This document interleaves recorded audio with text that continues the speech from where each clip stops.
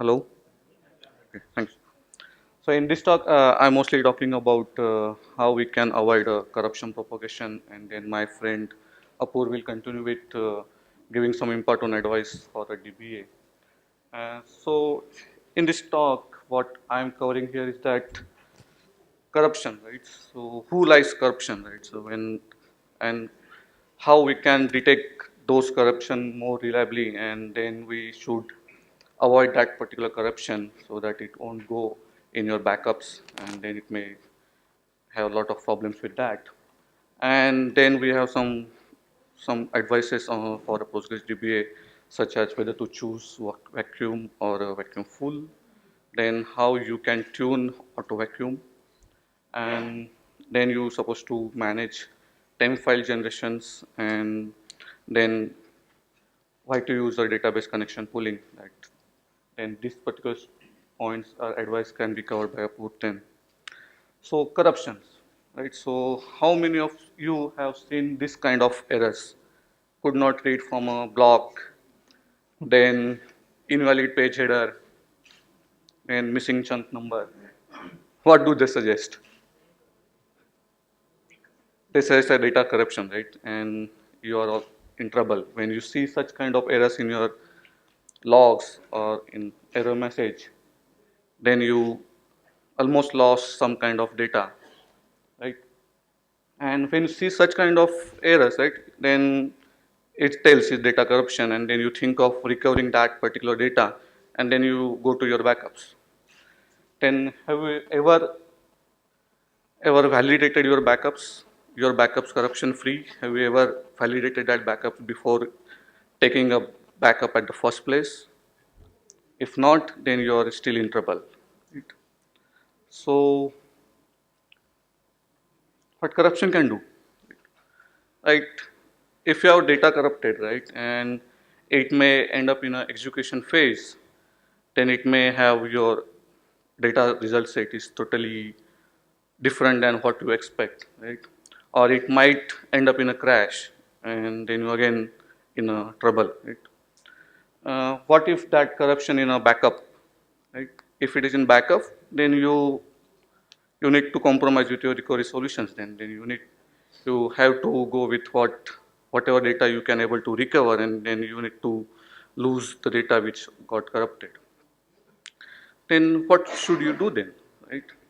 So you're supposed to do or need to detect a possible data corruption before it getting propagated to your backups. Then the question is how, right? Then how? So we have a few tools inbuilt in a Postgres. We don't have to install anything else, but we have a support, right? So you can use a data checksum, and we have a external utility called PG file dump to check any for data corruptions or to find out those.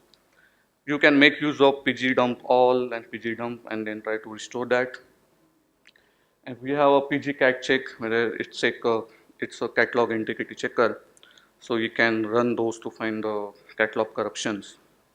And there are some other tools as well. If you tune your Postgres properly, right, then you might avoid, or you have some recoverable uh, from a crash, such as you can just you keep on fsync on, then you keep full pages writes on, so that whenever there is crash, you can at least recover data from the commit transactions. Right. So I will give a brief on these three bullets. So first, data checksums and PG file dumps. So data checksums are introduced in Postgres in 9.3, and you need to initialize your cluster at the when you do the initdb. When you initialize your cluster, you need to tell the server whether you need to maintain checksums or not. So what there is a flag, you can put -k or hyphen data hyphen checksums while doing the initdb. So once you do that, each block when written to the disk will calculate the checksum and will put that in header, right?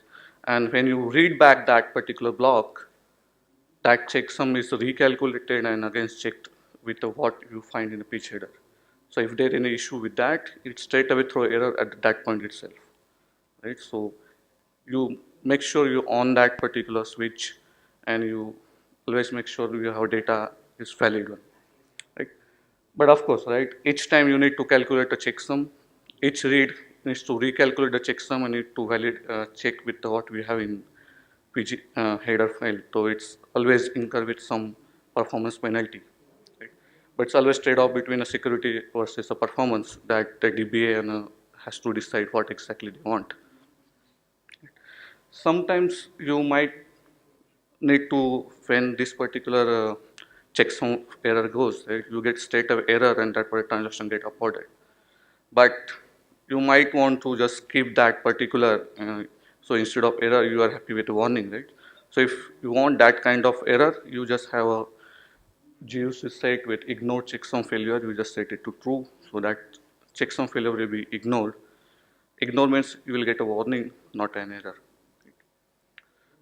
So, and then PG file dump, it's a utility which we can run on your offline data, and you can verify a low level examination of tables and indexes. And this PG file dump displays the formatted contents of heap, index, and control files. So you just need to run a PG file dump on your data and then just grep for any error. If you find that error, that means your data is not in a valid state and there are some issues. So the error which you grep will get in a PG file dump, you need to fix those. Right. Then we have PG dump all and PG dump and PG restore. So what PG, you might have known about PG dump and PG dump all, right? So PG dump all dumps entire your cluster including all database, but you want to dump just specific database, you just use PG dump. But what PG dumps does is it reads all the rows from a tables and puts in a dump file. So you'll at least sure I am able to read my entire data. If PG dump fails with some data while reading a data, you at least identify there is something gone wrong with my data, and then you can fix over that. Sometimes if you identify an error while PG dump, right, and that error or corruption found in an index, right, then you still recover that part by rebuilding the index. But if you find a corruption in a actual table data, then you can't. But you at least have some kind of recovery with the index. Then PG restore is used to just restore your database from a PG dump file which you have created using a PG dump. Right? So dump can read the data, but what about whether that data is still valid? Because sometimes what happened, the corrupted data can still be read, but if you try to restore that, it's giving some errors. So what kind of errors, right? For example, you have a unique key on a table and when you restore that particular relation, you might end up getting error that the two rows having the same key. Right? That again a sign of you got some corrupted data. Means my dump was able to read those data, but that data which that dump read is not the one or not a valid one. Then you need to fix that. Okay. So this is what PG dump and PG restore will tell you whether you are able to read that or you are able to write that your data back and you can validate your data well. But what if your PG dump itself fails for with the error saying schema with OID blah blah blah does not exist? Here's a question: how that happened, right? So we have a PG-cat check, which is a catalog integrity checker. This is a simple tool used to diagnose system catalog corruptions. So it doesn't tell you how to fix the corruption or how your database got corrupted. It doesn't tell you, but it will tell what has broken in your database. Right? For example, in last error, the schema was not present, whereas PGDump was trying to read that schema. Right?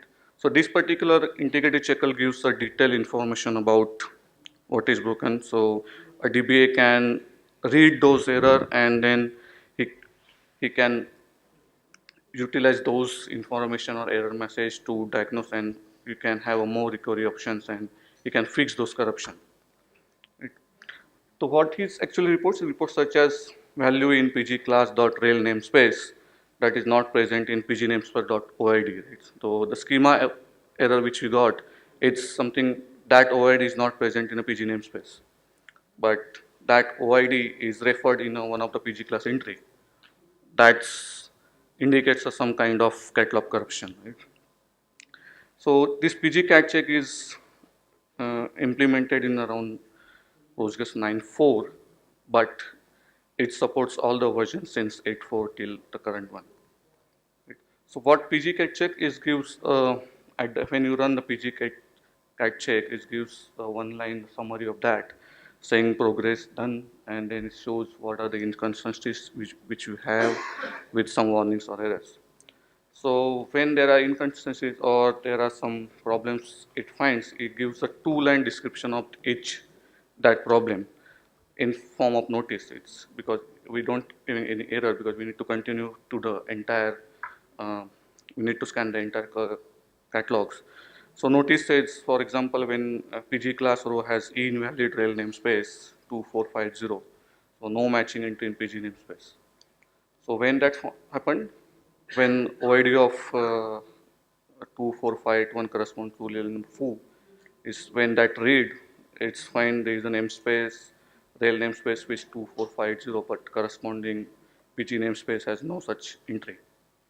So if you run that entire, you get such kind of warnings which you then identify and then you can fix those.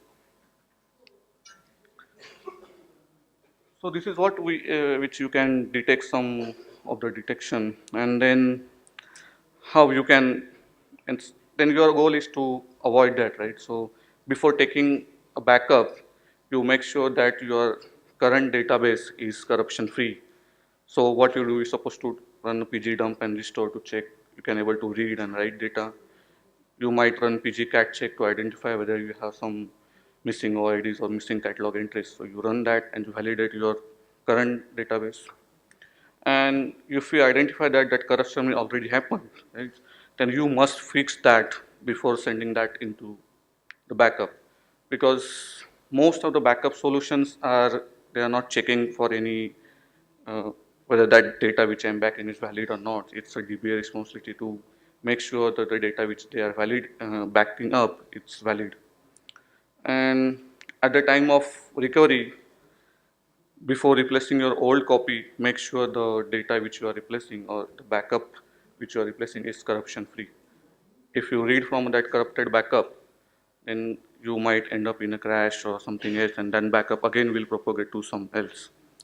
So you need to show that your backup is corruption free, so UPG file dump may help over there. So here what I have for avoiding corruption propagation, and then we have some advices to the Postgres DBA, which my friend Apur will continue with that. Thank you, Jeevan. Thanks. You guys can hear me? Yeah, okay, thanks. So good evening, everyone. My name is Apur Mishra. I work for Enterprise DB, and I'm currently working as a remote database administrator. So as part of my job, I also do client-side consulting, and so all these things are based out of Postgres SQL as well as on our advanced server that we have, Enterprise DB advanced server. So, okay. So before I start my talk, this was a short introduction about me. Now I would like to ask you guys, so how many of you are from a database administrator background? That's a good number. So cheers guys. So we DBAs are obviously many times confused by the developers' analogies and the way the developers explain to us the different topics, or it may be simply a vacuum or a vacuum full process.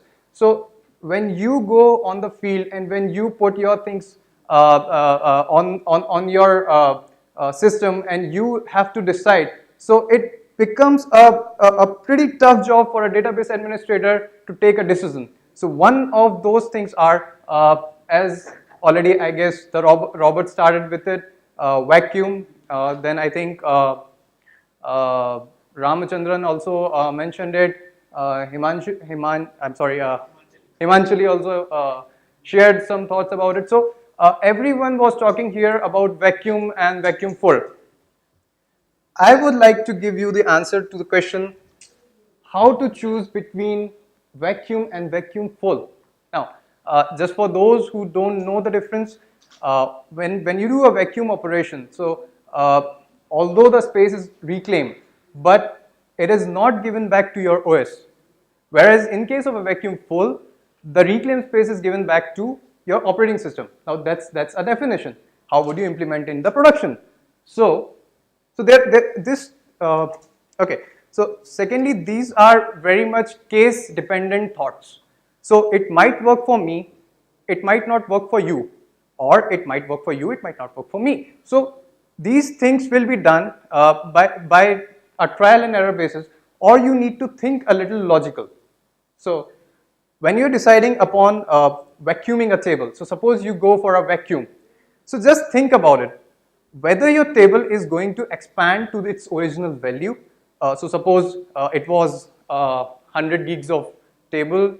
It was heavily updated all the time. You have lots of query runnings on it. So is the size of the table going to remain same even after you have performed a vacuum full operation and you have shrinked it, and after some time, like suppose 5 or 6 hours, you see that the table has again grown to a similar size. So there's no point going for a vacuum full operation. Why? Because we are database administrators, okay? And I have a very bad habit of linking things to the real world, okay? So I have a picture to show you.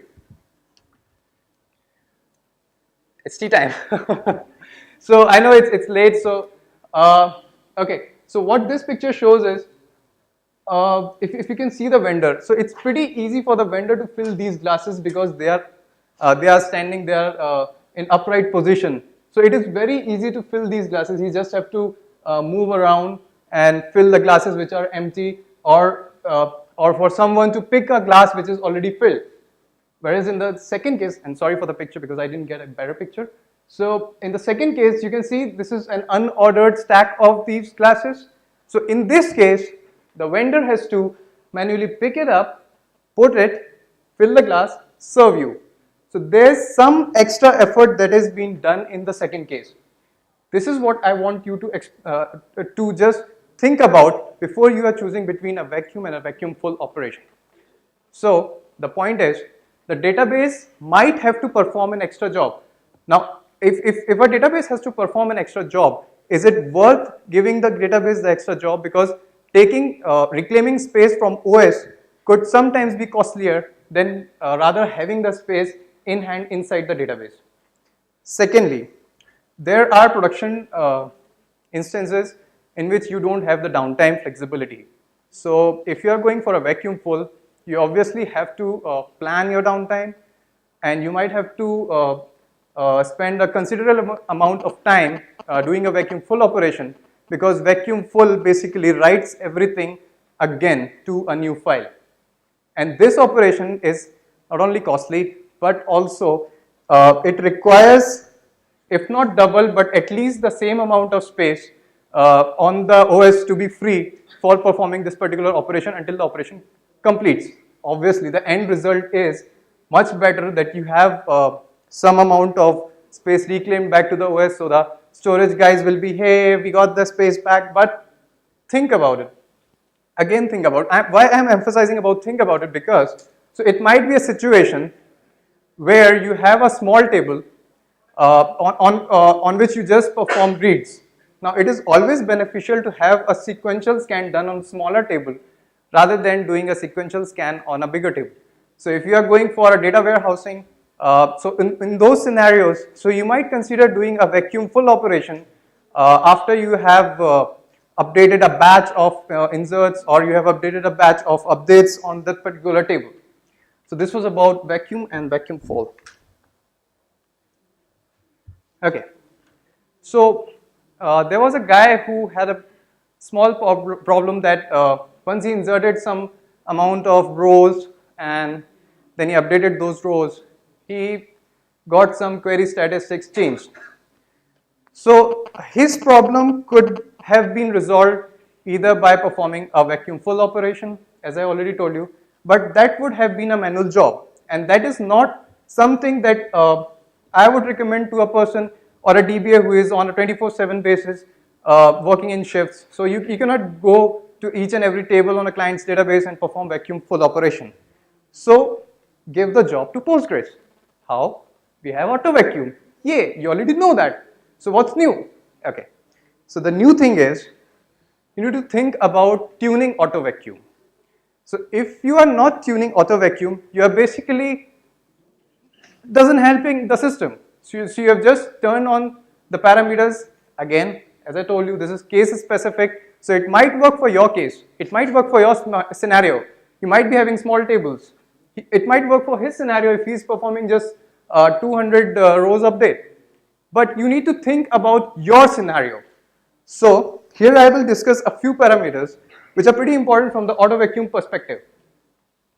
The parameter number one is, sorry, I'm talking after a long time, so I have little breathing problems. So please bear with me. Okay. So the first parameter here is the auto vacuum max workers. Now this parameter decides how many auto vacuum workers will work for you in order to process not only vacuum but also analyze. So although it's written as auto vacuum, but it is auto vacuum plus an auto analyze operation that is being performed by these workers.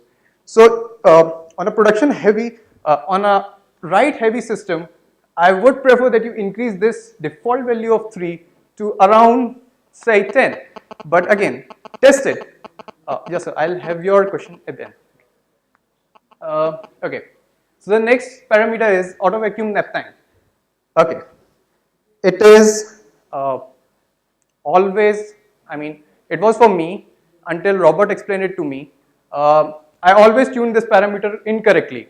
So what I did, I always increased it like, okay, so the next cycle of the auto vacuum should run after say 1 hour. So I just put the value around 600 over there, 600. So things doesn't work that way.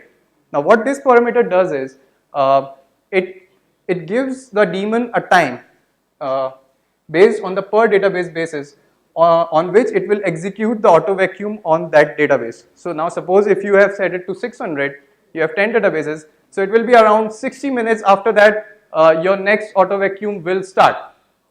This could be good if you know the load, but what if you don't have, you have uncertainty, you don't know how much amount of updates will be there, how much amount of changes will be there on your database. So what you do, you leave the parameter as default. So that's highly advised that you leave the parameter default, because changing this parameter might cause more bloating, or it might cause your system to be work harder to remove the bloat that has been caused. And once the damage is done, so if you haven't tuned your auto vacuum parameters, there's no other option rather than going for a manual vacuum, and that's again costly. So okay, and there's a small note.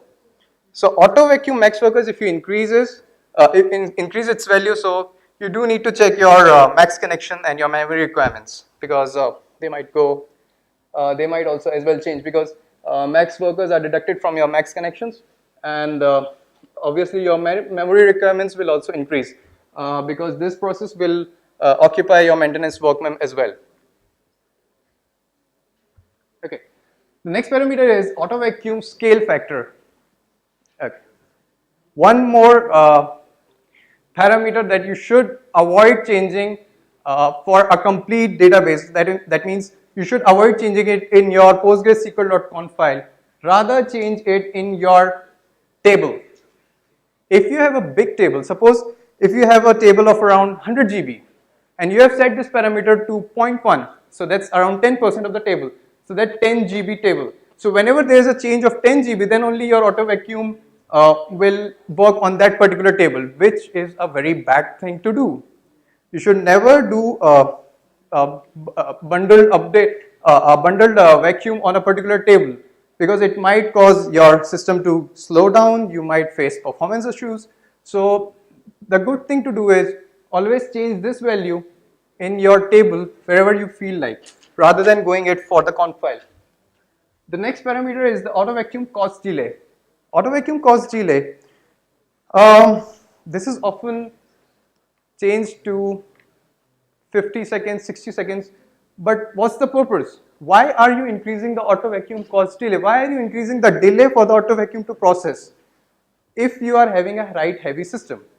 If you are having a normal system, that might work for you. But if you are having a write heavy system, it is always advised that you keep the settings to 20 milliseconds, or even if you want it to work much faster, you can even decrease it up to 0.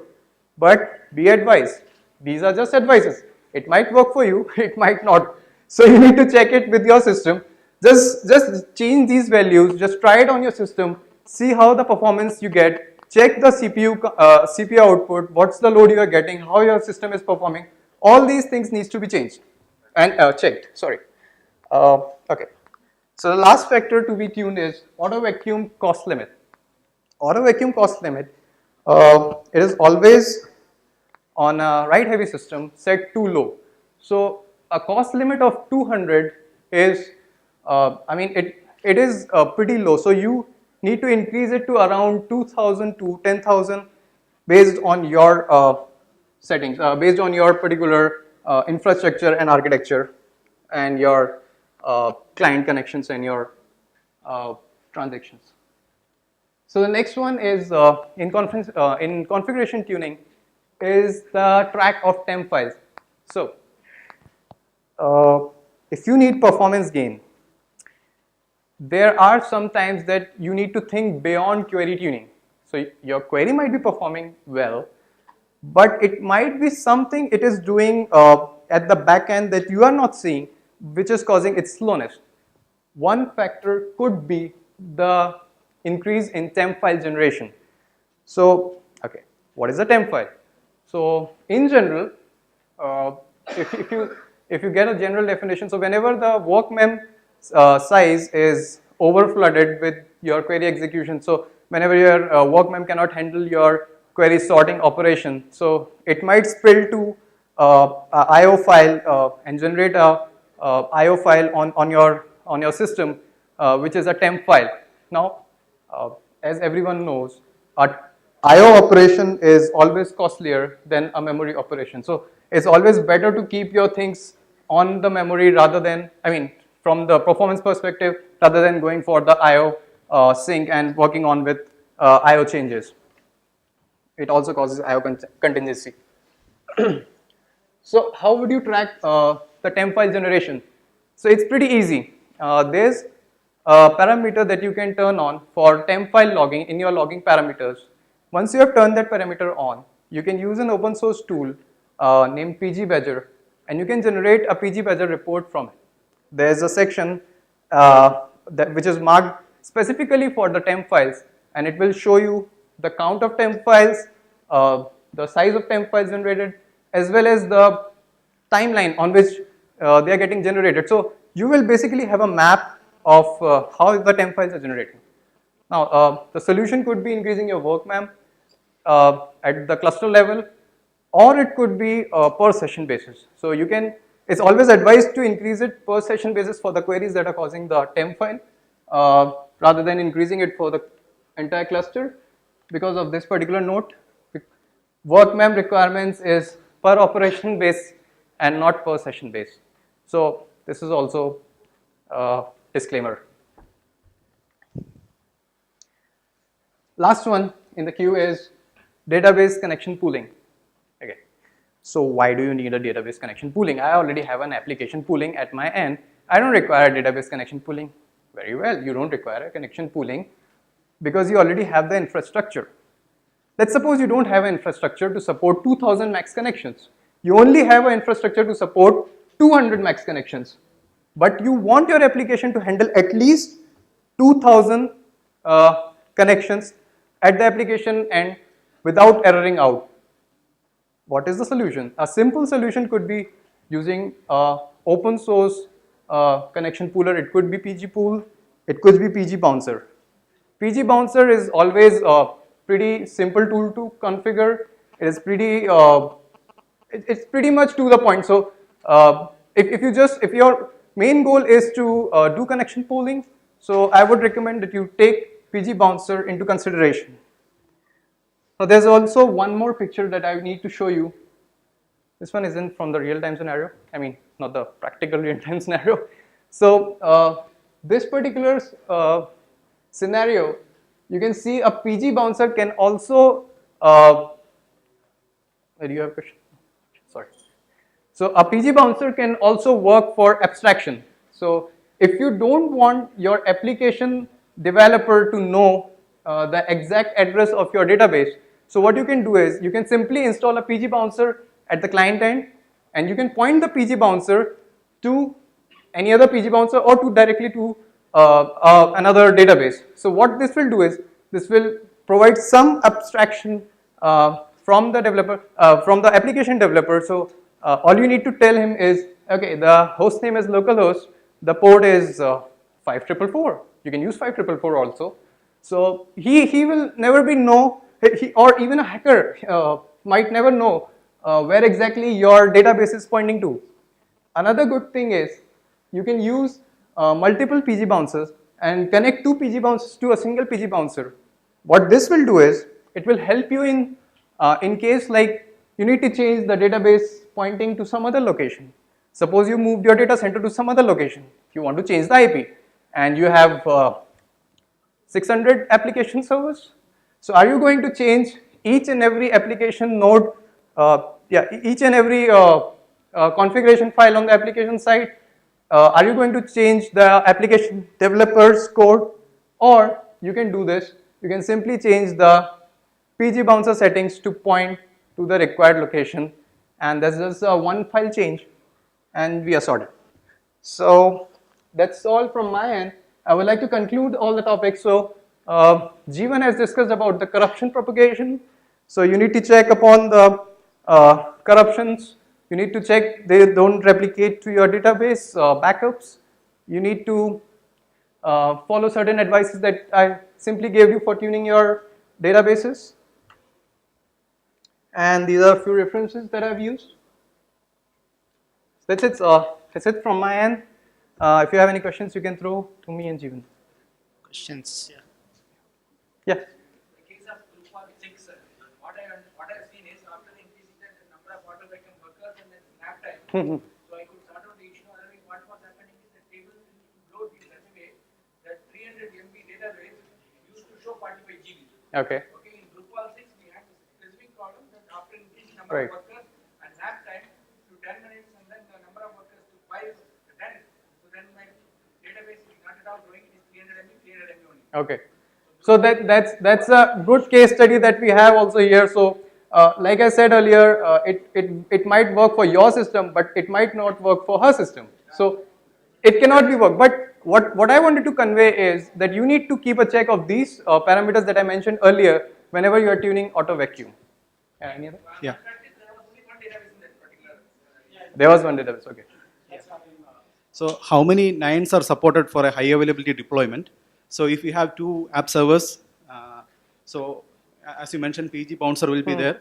So how that automatic failover will happen? So I just wanted to know. No, PG bouncer doesn't support automatic failover.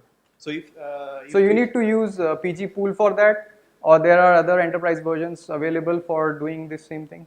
So you can refer to those also. okay. But so, PG bouncer is simply for connection pooling. yeah, It's from, it's purely from connection a pooling DB based. perspective, Yeah. so how will you go for a 99.99 deployment? What all components are required? Yeah, I can try to answer that because I have worked on the high availability aspects of PostgreSQL, and I did a presentation about HA with regular Postgres. So, you can, so there are Linux-based projects like CoroSync and Pacemaker. You can try to use them for your use case. The thing is, it's not very easy to install, and it's a bit of a pain and hassle to maintain it. Right? You can use other solutions like DRBD.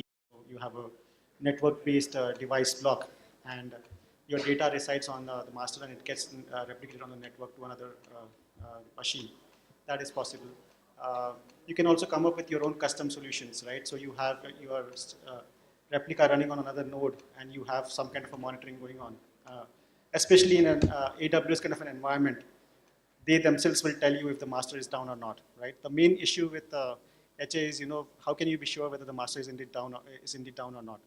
right? So nowadays, if you're using these kind of cloud platforms, they will tell you for sure that you can do that the master is indeed down and you can do your failover. So again, using open source components, you can get 99.999. 100% is obviously impossible. I don't think anybody can say and claim that they're doing 100%, right? So yeah, that's it.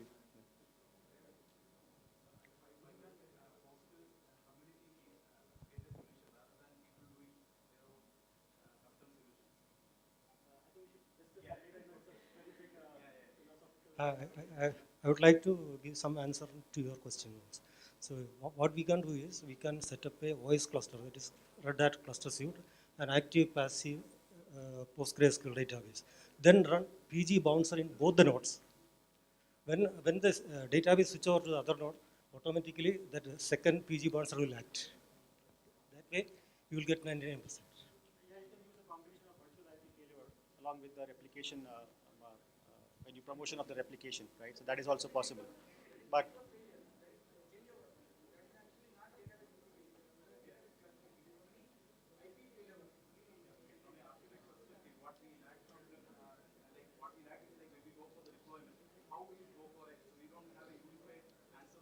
so if you look at PostgreSQL, the way it's evolved, right? I mean, it gives you the core building blocks, and then it's up to the consumers to best find their best way of dealing with HA and other requirements, right? That's been the way we have done it.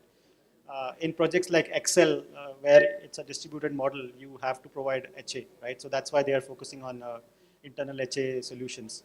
But for Postgres, they have provided you the building block of the replicated, the replica, and it's up to you as to how best you want to ensure that it gets promoted. There are multiple ways of doing it, as I said.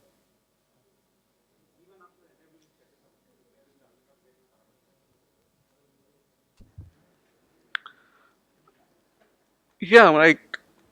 I think that is the purpose of enabling checksums, right? I mean, you are writing data to your disk, and there is some bit flip that is happening, right?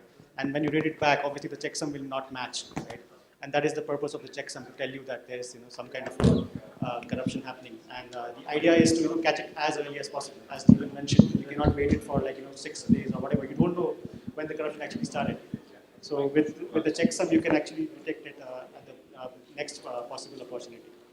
Okay, so you cannot even find, some cases the corruption cannot even find corruption. Previously, we used to have a tool called PGFSCK. So that they have changed it with this There might possible that when a page read that two checksums still match. It's that also possible, but then you can try pgdump restore whether you are getting a proper data or not. Then